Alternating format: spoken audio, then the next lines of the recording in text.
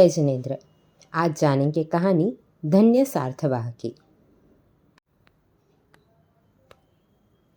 राजगृह नगर में धन्य सार्थवाह उसकी पत्नी भद्रा के साथ रहते थे। वे निसंतान थे। दैवी कृपा से उन्हें एक पुत्र हुआ, इसलिए उसका नाम देवदत्त रखा गया। एक दिन भद्रा ने देवदत्त को अनेक प्रकार के आभूषणों से सजाकर अपने दास पंथक को खिलाने के लिए दे दिया। पंथक उसे ले गया और उसे एक स्थान पर बिठलाकर स्वयं गली के बालकों के साथ खेलने लगा। देवदत्त का उसे ध्यान ही न रहा। इधर एक निर्दय और नृशंस विजय चोर घूमता हुआ वहां आया। उसने आभूषण सज्जित बालक को देखा तो उसे उठाकर नगर से बाहर ले गया। उसके आभूषण उतारकर उसे कुएं में फेंक दिया। बालक के प्राण पखेरु उड़ गए। जब पंथक को बालक का ध्यान आया तो इधर उधर ढूंढने लगा, पर वह नहीं मिला तो रोते रोते पंथक घर गया। धन्य सार्थवाह ने भी खोज की, किंतु बालक का कुछ भी पता न लगा। तब वह नगर रक्षकों के पास पहुंचा। नगर रक्षक खोजते खोजते वही जा पहुंचे जिस कुएं में बालक का शव पड़ा था। पैरों के निशान देखते हुए नगर रक्षक आगे बढ़े तो चोर पास के झाड़ियों में छिपा मिल गया। तब उसे पकड़कर खूब मारा, नगर में घुमाया और कारागार में डाल दिया। कुछ समय बाद किसी के कहने पर एक साधारण से अपराध पर धन्य सार्थवाह को विजय चोर के साथ एक ही बेड़ी में बांधकर कारागार में बंद किया गया।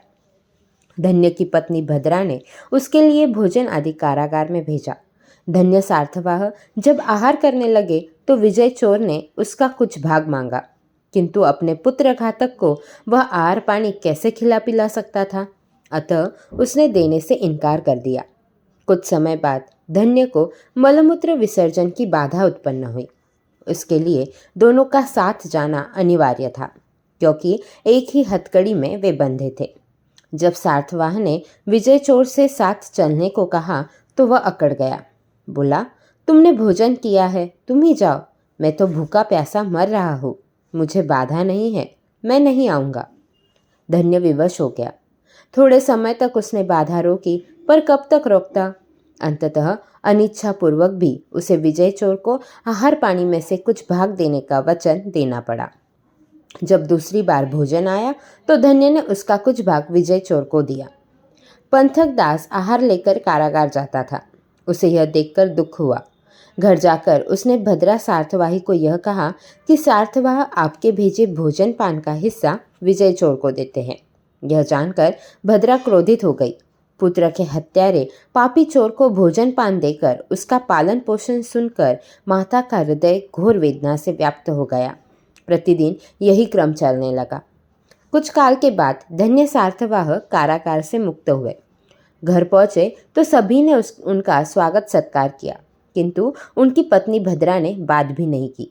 पत्नी को उदास खिन्न देखकर सार्थवाह बोला, भद्रे, क्या तुम्हें मेरी कारागार से मुक्ति अच्छी नहीं लगी?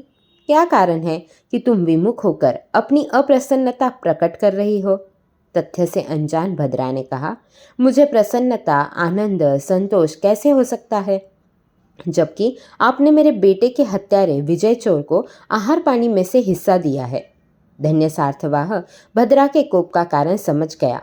उसने स्पष्टीकरण करते हुए कहा, देवानुप्रिय, मैंने उस वैरी को हिस्सा तो दिया है, मगर धर्म, कर्तव्य, न्याय या प्रत्युपकार समझकर नहीं, केवल मलमूत्र की बाधा निवृत्ति में सहायक बने रहने के उद्देश्य से ही दिया है।